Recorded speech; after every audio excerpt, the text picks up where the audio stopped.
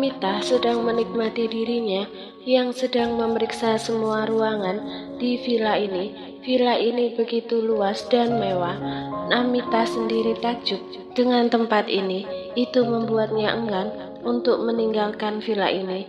Pria itu memang sangat kaya. Dengan mudahnya dia memberikanku villa mewahnya, padahal aku belum jadi istrinya. Bagaimana jadinya kalau aku sungguh menikah dengan dia? Dia pasti jadi perempuan. Aku pasti jadi perempuan paling beruntung di dunia ini. Bukan cuma dapat rumah mewah, aku juga pasti bisa beli apapun yang aku mau. Amita membayangkan impiannya terwujud dan itu membuatnya begitu bahagia. Ponselnya tiba-tiba berdering. Saat ia asyik membayangkan impiannya itu, Anita melihat layar ponselnya. Itu panggilan dari Rafa sang kakak. Raut wajah Amita yang tadinya penuh bahagia seketika berubah serius. Beberapa saat lalu, Amita memang mengirim pesan pada kakaknya yang mengatakan bahwa rencananya berhasil dan dirinya diizinkan tinggal di villa ini. Kakak pasti nggak sabar dengan berita dariku. Kalau aku menikah dengan Tuan Arkana, dia orang yang paling senang, gumam Amita, lalu mengangkat panggilan dari Rafa. Halo kak, kenapa Pak Arkana tidak membawamu pulang ke rumahnya? Kenapa dia malah memintamu tinggal di villa itu? Terdengar suara Rafa yang tegas, menandakan bahwa lelaki itu tidak senang. Tuan Arkana bukan cuma suruh aku numpang doang di villa ini kak. Dia udah kasih aku villa ini. Jadi villa itu benar-benar sudah jadi milikmu Amita? Tanya Rafa memastikan lagi. Benar kak, Tuan Arkana bilang aku bisa tinggal sepuasnya di sini. Bahkan dia minta Pak Amir untuk bawa pelayan di villa ini untuk melayaniku. Itu berarti aku udah diterima sama dia. Dan tentu saja villa ini juga milikku, jelas Amita. Terus kapan kamu akan bertunangan dengan Arkana? Rafa sudah tidak sabar ingin melihat adiknya bertunangan dengan Arkana. Dengan begitu, ia dan keluarganya bisa bertemu dengan keluarga Arkana dan menjadi bagian dari keluarga kaya itu. Tuan Arkana belum membicarakannya, Kak. Kenapa dia tidak bicarakan itu? Apa kamu tahu? Alasan utama dia cari wanita yang tidur dengannya karena ingin menggantikan posisi tunangannya. Pak Amir sudah kasih tahu semuanya sama kakak. Jadi kalau Pak Arkana tidak membahas pertunangan setelah bertemu denganmu, pasti ada masalah, Amita. Rafa tahu dari Pak Amir bahwa Arkana bukan orang yang senang membuang-buang waktunya atau suka berbasa-basi. Pak Amir juga pernah mengatakan padanya bahwa Arkana akan langsung membawa Amitah ke rumahnya dan menjadikan Amitah sebagai tunangannya. Oleh sebab itu, Rafa merasa ada masalah pada Arkana yang tidak membahas pertunangan dengan Amitah, bahkan hanya meminta Amitah tinggal sendiri di villa. Kalau ada masalah atau dia curiga sama aku, kenapa dia nggak ngusir aku aja? Kenapa malah minta aku tinggal di sini? Bahkan kasih villa ini sama aku. Itu karena Pak Arkana tidak punya cukup bukti untuk membuktikan bahwa kamu bukan perempuan yang dia cari. Dasar bodoh kamu Amita. Bisa-bisanya kamu sesenang itu hanya karena disuruh tinggal di villa. Amita yang tadinya senang kini menjadi takut dan khawatir. Lalu aku harus bagaimana kak? Kamu kasih tahu sama Tuan Arkana kalau kamu mengandung anaknya. Tunjukkan juga hasilnya sama dia. Tenang saja, surat keterangan hamil yang aku kasih ke kamu tidak akan membuat kita kesulitan. Ratna mendapatkan itu dari temannya yang seorang dokter. Dokter itu hanya mengubah usia kehamilanmu saja. Jadi aman, tidak akan mudah diketahui oleh siapapun, terutama Pak Arkana. Baik kak, kamu harus segera bertindak Amita. Jangan sampai Arkana mencari wanita lain untuk menggantikan posisimu. Kalau perlu, kamu datangi rumahnya. Terus kamu tunjukkan surat kehamilanmu, tegas Rafa di balik telepon. Iya kak. Di kediaman RH, Arkana sedang duduk santai di taman bersama Marsha. Mereka duduk di sana sembari minum teh, sementara Sania sedang bermain pasir dengan Ellie. Di depan mereka, keduanya tanpa asyik membentuk pasir berwarna itu menjadi sebuah menara kecil. Kak Nia, bikinin menaranya satu lagi, tapi menaranya yang besar ya, pinta Eli. Sania mengangguk tersenyum. Oke, lalu Sania memperlihatkan dua warna pasir di depan Eli. Ada biru dan merah muda. Eli mau pakai warna yang mana pasirnya? Eli langsung menunjuk yang biru. Yang biru aja. Tanpa Sania tahu, seseorang sedang memperhatikannya sejak tadi. Orang itu adalah Arkana. Sejak duduk di sana, Arkana terus memperhatikan Sania, atau jika tidak memperhatikannya langsung, Arkana terkadang melirik jika mendengar suara tawa Sania. Entah kenapa setiap hal yang dilakukan wanita itu membuatnya tertarik untuk mengetahuinya. Kak, bagaimana kalau model seperti ini? Mungkin cocok dengan temannya. Pertanyaan Marsha tidak ditanggapi oleh Arkana hingga Marsha yang tadinya sibuk melihat beberapa model dekorasi ruangan di tabletnya mengangkat wajahnya melihat sang kakak karena penasaran dengan Arkana yang tidak menjawabnya. Marsha malah melihat kakaknya sedang memperhatikan sesuatu dan sebuah senyuman tampak di wajah kakaknya yang selalu memasang muka dinginnya. Marsha menjadi penasaran hingga ia menoleh ke sesuatu yang ditatap sang kakak. Ternyata Arkana sedang menatap Sania dan Eli. Namun Marsha sama sekali tak menyadari bahwa kakaknya itu sedang memperhatikan pengasuh anaknya. Marsha malah menganggap bahwa Arkana memperhatikan Eli. Aku juga senang lihat Eli bisa main gembira seperti itu sama pengasuhnya. Aku pikir Sania akan sama seperti pengasuh sebelumnya, tapi dia bisa mengambil hati Eli. Kakak memang sangat pintar mencari pengasuh yang cocok untuk Eli. Sekarang aku bisa tenang kalau ninggalin Eli sama Mbak Sania. Arkana yang mendengar semua ucapan adiknya hanya melirik sang adik sebentar, kemudian memeriksa tabletnya. Di saat yang sama, Liam datang. Sore Pak, Nona, sapa Liam dengan hormat.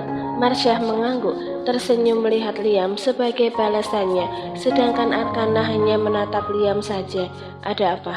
Tanya Arkana. Ini masalah proyek mall kita di daerah selatan. Kita sudah menyelesaikan semua berkasnya dan mungkin besok kita akan mulai pembangunannya. Tapi sebelum memulainya kita perlu tanda tangan persetujuan dari Anda. Arkana mengulurkan tangannya ke Liam. Berikan aku tanda tangan sekarang. Liam pun memberikan dokumen itu ke Arkana. Kemudian Arkana menandatanganinya dengan cepat. Setelah itu menyodorkannya kembali ke Liam, tapi Liam tidak meraihnya. Ternyata pria itu sedang memperhatikan Sania hingga tak meraih dokumen dari tangan Arkana.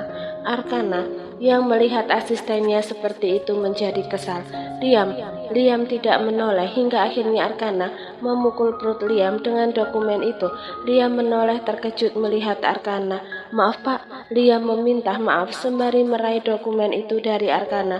Arkana menghela nafas kasarnya sembari melirik Liam. Fokus, kalau sedang berada di depanku, apalagi kau sedang bekerja, jangan malah melihat kemana-mana. Maaf Pak, saya baru lihat Nona Eli bisa seakrab itu sama orang lain, padahal selama ini Nona Eli sulit dekat orang asing. Liam tidak mau atasannya salah paham hingga ia berusaha menjelaskannya. Saya tahu kalau kamu tidak memperhatikan Eli, tapi sedang memperhatikan Sania. Kalau kau suka padanya, kejarlah dia. Jangan cuma memandangnya seperti kau punya maksud buruk padanya. Marsha yang mendengar ucapan Arkana terkejut. Kamu suka sama Mbak Sania, Liam? Tanyanya kemudian. Saya memang suka padanya. Masalah perasaan Liam tidak bisa menutupinya, apalagi Arkana dan Marsha bukan hanya atasannya saja, tapi mereka adalah keluarganya. Karena itu ia menjawab Marsha dengan jujur, meski ia sedikit malu mengungkapkan rasa sukanya terhadap Sania. Ya udah, kalau kamu suka sama Mbak Sania, kejarlah dia. Aku dan Kak Arkana mendukungmu kok. Apalagi dia udah cerai sama suaminya. Dan meski dia hamil anak suaminya, tapi dia bukan perempuan murahan. Dia sopan, baik, cara ngomongnya pun lembut. Tidak urakan, orangnya nggak neko-neko, cocok sama kamu. Iya Nona, terima kasih dukungannya.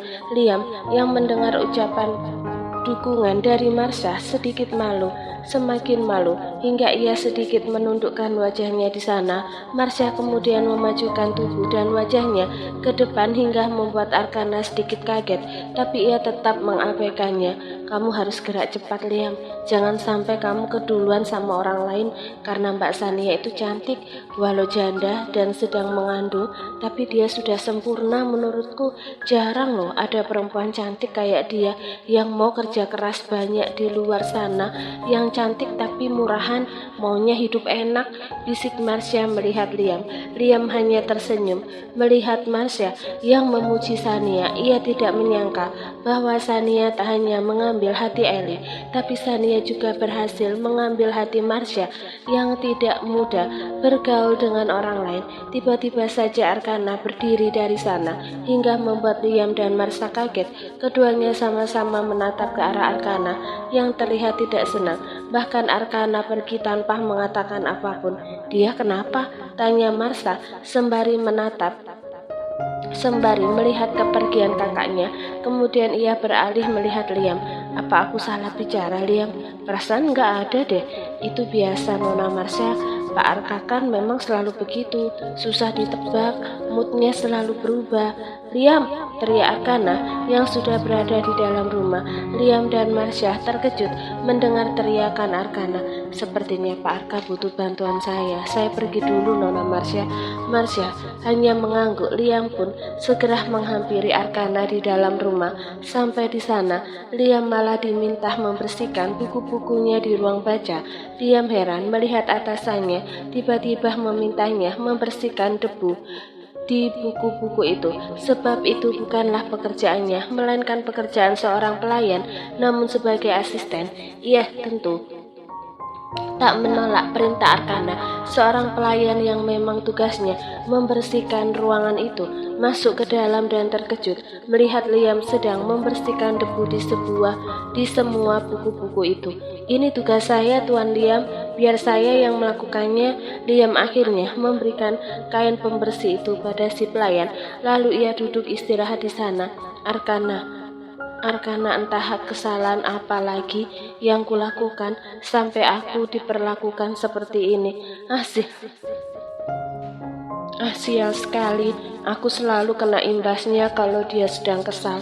Di luar, Ellie terlihat berlari menaiki tangga. Anak kecil itu mendatangi kamar Arkanna secara tiba-tiba, mengetuk pintu hingga Arkanna keluar dari kamarnya. Ellie, kenapa kamu kemari? Jika Ellie menginginkan sesuatu atau sedang meminta tolong sama Arkanna, maka Ellie selalu memanggil pamannya itu dengan sebutan Daddy Al. Arkanna pun sudah hafal kelakuan keponakan manjanya itu. Namun Arkanna jarang menuruti keinginan Ellie karena tidak mau membuat Ellie menjadi manja kepadanya.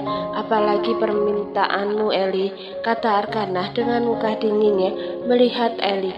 Ellie mau makan mangga, apa boleh Daddy anterin Ellie beli mangga di luar? Tanya Ellie dengan polosnya. Minta sama Om Liam saja. Nggak mau Ellie maunya sama Daddy Al. Kenapa kamu tiba-tiba mau makan mangga sih? Selama ini kan kamu nggak suka makan mangga, Ellie. Kening Arkanna mengerut, heran melihat keponakannya tiba-tiba ingin makan mangga. Sebenarnya bukan Ellie yang mau makan mangga, tapi Kak Nia. Dan Ellie udah janji sama Kak Nia kalau Ellie bakal kabulin satu keinginan Kak Nia. Kalau Kak Nia berhasil bikinin Ellie menala besar, tapi Ellie nggak suka diantar sama Om Taksa. Ellie juga nggak suka diantar sama Om Liam, makanya minta tolong sama paman aja. Boleh ya anterin Ellie beli mangga buat Kak Nia? Arkanna sedikit kaget mendengar bahwa ternyata bukan Ellie yang ingin makan mangga, tapi Sania. Ia yang tadinya tidak tertarik dengan keinginan Ellie. Kini lelaki itu Berubah, ia menjadi tertarik, bahkan berniat mengantar Eli. Arkana pun berjongkok di depan keponakannya dengan senyuman di wajahnya. Oke, karena Eli sudah baik mau balas kebaikan orang, jadi paman juga akan bantu Eli. Paman akan enter Eli beli mangga di luar. Eli begitu senang sampai ia langsung memeluk Arkana. Terima kasih Dedi Al. Arkana pun menggendong Eli turun ke bawah. Mereka menghampiri Sania yang sejak tadi menunggu Eli datang. Eli kemana sih? Apa yang dia lakukan sampai memintaku menunggunya di sini? Gumam Sania. Ia menuruti ucapan Eli yang memintanya duduk diam menunggunya di sana. Saat Sania berhasil membuatkan menara besar menggunakan pasir, Eli sangat bahagia saat itu dan sangat berterima kasih pada Sania karena sudah membuatkannya menara cantik.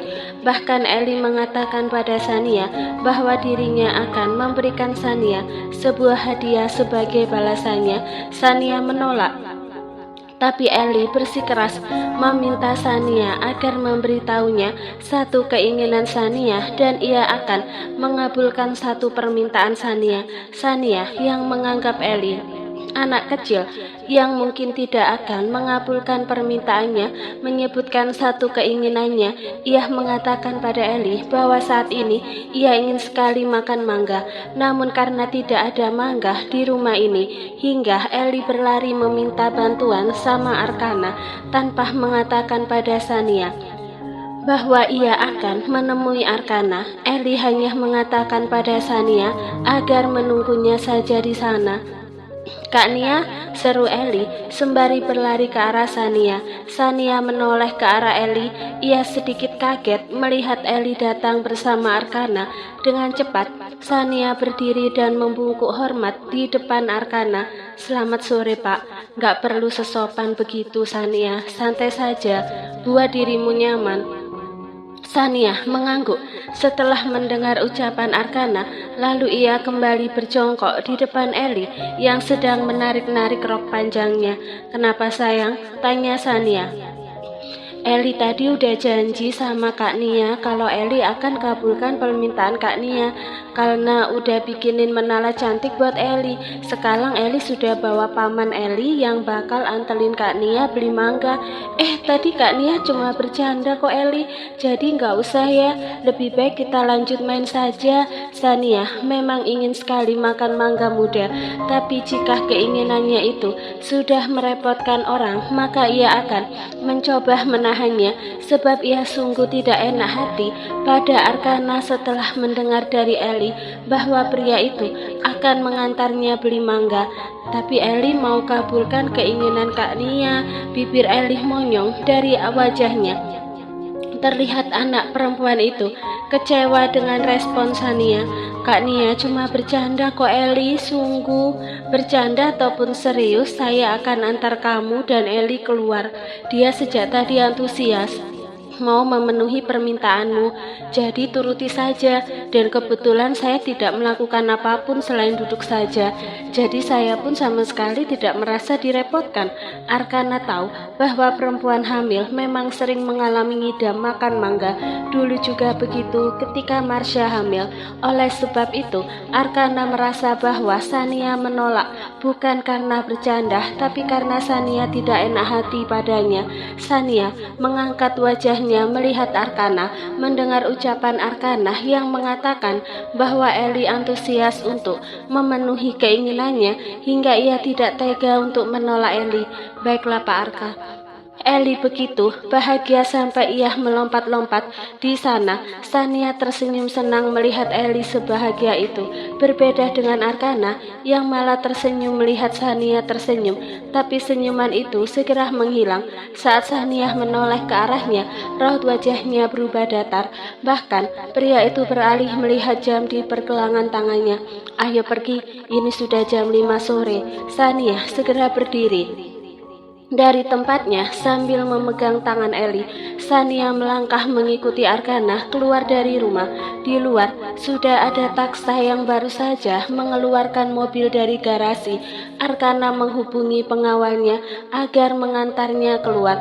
Pengawal bermuka galak itu tinggal di rumah ini sejak dijadikan pengawal pribadi oleh Arkana. Hingga dalam hitungan detik ia muncul dengan mobil hitam Arkana. Taksa membuka pintu mobil di belakang dan mempersilahkan Arkana masuk ke mobil.